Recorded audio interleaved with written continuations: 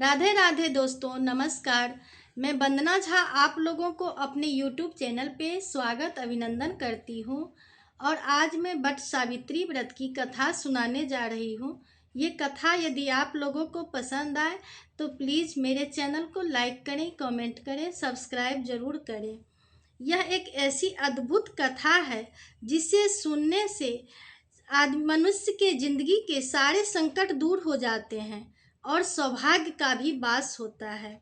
तो आइए आज सुनते हैं वट सावित्री व्रत की यह अद्भुत कथा, जिसे युगों युगों से अखंड सौभाग्य का प्रतीक माना गया है।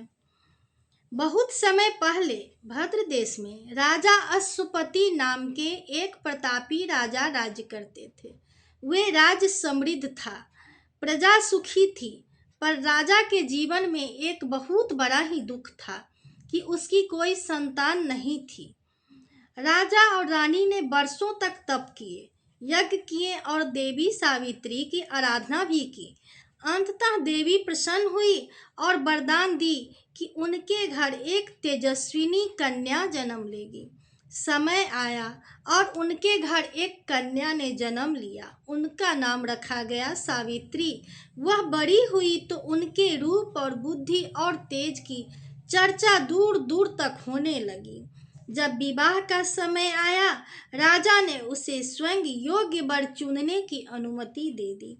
एक दिन वन में उनकी दृष्टि एक तेजस्वी युवक पर पड़ी, जो साधारण सा था, पर साधारण वस्त्र पहने, हाथ में लकड़ियां, पर मुख पर अद्भुत तेज था। वह था सत्यवान। अगले ही पल कुछ ऐसा हुआ जिसकी किसी ने कल्पना भी नहीं की थी। सावित्री ने उसी क्षण सत्यवान को मन से अपना पति मान लिया। लेकिन जब वह महल लौटी, उसी समय एक महर्षि नारद आए। राजा ने प्रसन्न होकर बताया कि सावित्री ने सत्यवान को चुना है। यह सुनते ही नारद मुनि गंभीर हो गए। उन्होंने कहा, सत्यवान सर्वगुण संपन्न है, पर उसका जीवन केवल 1 वर्ष का है। अब कथा का वह प्रसंग आता है जहाँ सुनने वालों की सांसें थम जाती है। राजा अश्वपति घबरा उठे। उन्होंने सावित्री से पूछा कि आपने जो वर चुना है उनका आयु केवल 1 वर्ष है। लेकिन सावित्री ने शांत स्वर में कहा, जिसे मैंने मन से पति स्वीकार कर लिया है, उसके स्थान पर अब कोई दूसरा नहीं हो सकता। विवाह के बाद सावित्री वन में रहने लगी। वह अपने सास ससुर की सेवा करती, पति के साथ कठिन जीवन भी प्रसन्नता से बिता रही थी। लेकिन उसके मन में नारद की बात हर दिन गूंजती रहती। धीरे धीरे वह भी समय निकट आ गया। उसने 3 दिन तक पहले सावित्री ने कठोर व्रत रखा। उसने अन्न जल त्याग दिया और निरंतर ईश्वर का ध्यान करती रहती थी। फिर वह दिन भी आ गया। सुबह सत्यवान लकड़ियां काटने बन जाने लगा तो सावित्री ने कहा, आज मैं भी आपके साथ चलूंगी। दोनों वन पहुंचे। कुछ देर बाद सत्यवान ने कहा कि सावित्री, मेरा सिर बहुत भारी हो रहा है। वह नीचे उतरी और सावित्री की गोद में सिर रखकर लेट गया। अचानक वन का वातावरण एकदम से बदल गया। कुछ अद्भुत जो होने वाला था, उसी क्षण वहां एक दिव्य पुरुष प्रकट हो गए। वे थे यमराज।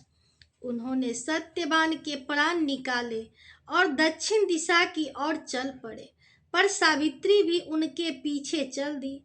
यमराज ने कहा, देवी लौट जाओ।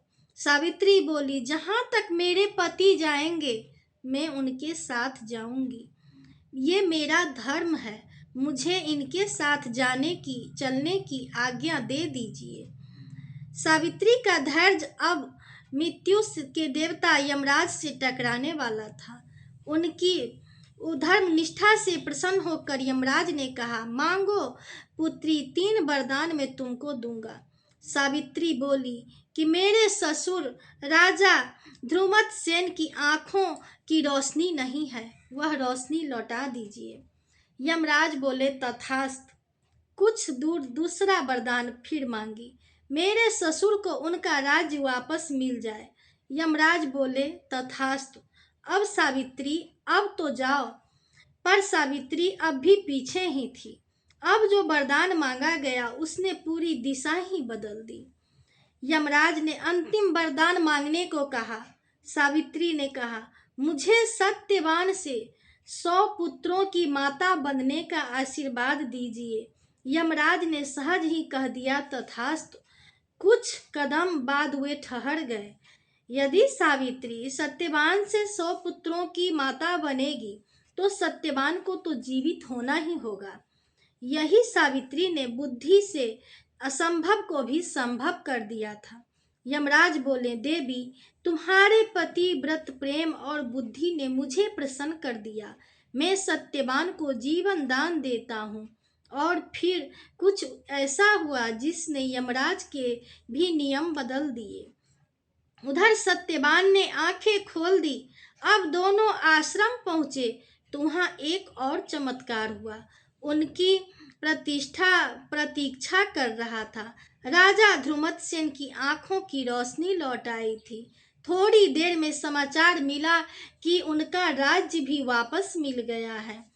सभी ने सावित्री की महिमा का गुणगान किया। तभी से वट सावित्री व्रत का विशेष महत्व माना जाता है।